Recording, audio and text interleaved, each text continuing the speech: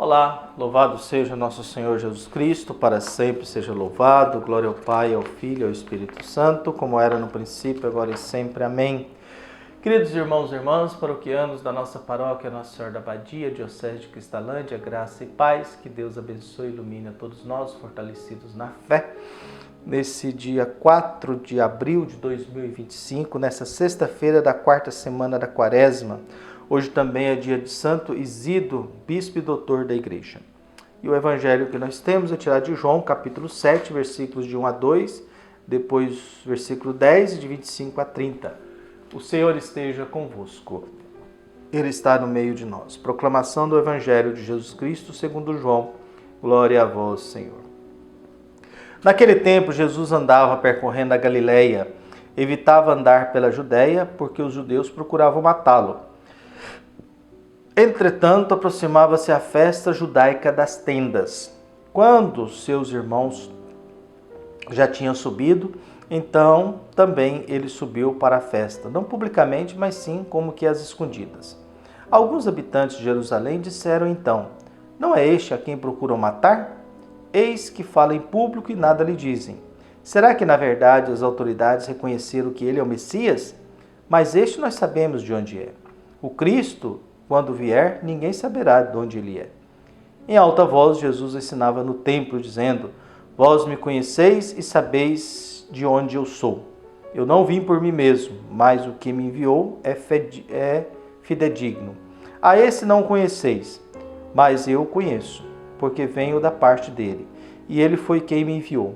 Então queriam prendê-lo, mas ninguém pôs a mão nele, porque ainda não tinha chegado a sua hora.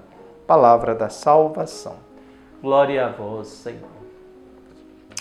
No Evangelho de João nós temos a hora de Jesus.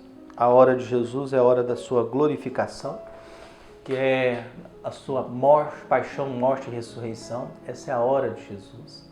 Jesus passa a vida toda se preparando para esta hora, que é a hora em que a glória de Deus é revelada, porque um ser humano submetido à paixão e morte volta a viver a ressurreição porque está com a vida provada. Esse é o fundamento da nossa fé. É o que Paulo diz aos Coríntios, né? Olha, tem gente falando que Jesus não ressuscitou, então se ele não ressuscitou, nós somos dignos de dó, de pena, viu? Agora, se ele ressuscitou, ele é o primeiro, aquele que nos abre a porta de uma vida além da morte. De uma vida além da morte. De uma continuação da vida humana além da morte. Claro que às vezes isso nos preocupa, né? Quem é que eu vou encontrar lá no céu? Dependendo de algumas pessoas, a gente fica meio preocupado se a gente vai ter que conviver com aquelas figuras de novo, né? Mas brincadeira à parte, nós nos reunimos para isso. Então, Jesus agora tem que andar escondido, porque querem matá-lo. Mas mesmo querendo matá-lo, havia uma festa chamada Festa das Tendas, que fazia memória da moradia das tendas no deserto em direção à Terra Prometida. Então era uma semana de festa, celebrando a memória desse período longo do povo de Deus que sai da escravidão e se prepara para entrar na Terra Prometida. E a sua morada são tendas no deserto. A arca ficava numa tenda. Por isso que Davi, quando recebe a visita da arca, quem me dera receber a visita do meu Senhor? E aí Maria, quando chega a Isabel, e Isabel fala a mesma frase: quem me dera receber a presença do ventre materno do meu Senhor, da bem-aventurada. Então aquela que acreditou. Então nós nos olhamos para o evangelho de hoje e a gente vai observando isso. Jesus está nessa tenda e Jesus fala em público. O que nós temos? Um grupo que quer matá-lo e outro grupo que começa a fazer um discurso. Olha, ele está falando aí. Ele está falando aí, está falando que tudo que ele faz é porque o Pai permite. Será que resolveram acreditar nele? Será que agora decidiram e perceberam que ele é o Messias? Há uma pergunta. Se agora Jesus, as autoridades acreditam em Jesus, mas não querem prendê-lo. Mas ninguém consegue segurar Jesus porque não chegou a sua hora. Não chegou o seu momento. Todo ser humano busca momentos. A gente vive de momentos, né? A gente tira férias e a gente fica ansioso pelas férias porque a gente deseja ter um momento que somente o período das férias pode me proporcionar. Fora dele eu não consigo. A gente fica esperando às vezes o salário no final do mês Porque somente com aquele salário eu vou poder proporcionar certas coisas que sem ele eu não poderia. Pagar as minhas contas, ajeitar a minha vida, talvez melhorar um pouquinho o conforto da minha casa, melhorar um pouquinho os meios de transporte que a gente tem. Então, quer dizer, a gente busca todas essas coisas e é muito bonito e profundo na nossa vida, na nossa história, dentro do nosso contexto, a gente ter essa esperança.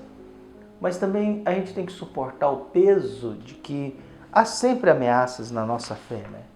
Há sempre gente ameaçando a nossa fé. Há sempre pessoas ameaçando a nossa história, querendo nos humilhar, estragar. Por isso que a gente sempre lembra, né? Os grandes problemas da igreja estão em relação àqueles que vivem dentro da igreja. Viu? Aqueles que vivem dentro da igreja. Uma igreja, no lugar de se unir, fazer comunhão com o que há, para que a gente possa ter, a gente vai criando divisões, a gente vai separando, a gente vai proibindo, viu? Talvez por causa da nossa falta de fé em Jesus. Talvez por causa da nossa fé na Eucaristia. Eu tenho uma preguiça enorme dessa conversa de fariseu que existe, do pode e não pode.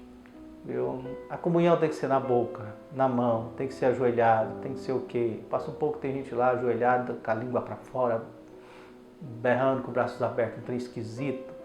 Quem tem preocupação com esse tipo de coisa e acha que isso é muito importante, ou faz até promessa, fiz promessa de comungar ajoelhado na boca. Ninguém pode fazer promessa usando a Eucaristia. Viu? Isso é blasfêmia, isso é heresia. Você usar a Eucaristia para fazer promessa, para submeter a igreja a fazer algo que você quer fazer, isso é heresia. Você não pode usar a Eucaristia para fazer uma promessa. Você não pode usar Jesus Cristo para fazer uma promessa. Viu? E Jesus já orientava, não jure por Deus, não faça promessas por Deus. Mas as pessoas fazem, você não pode nem questionar, porque ficam furiosos, se tornam verdadeiros seres humanos violentos. Pela falta de inteligência, pela falta de bom senso e pela falta de fé e clareza.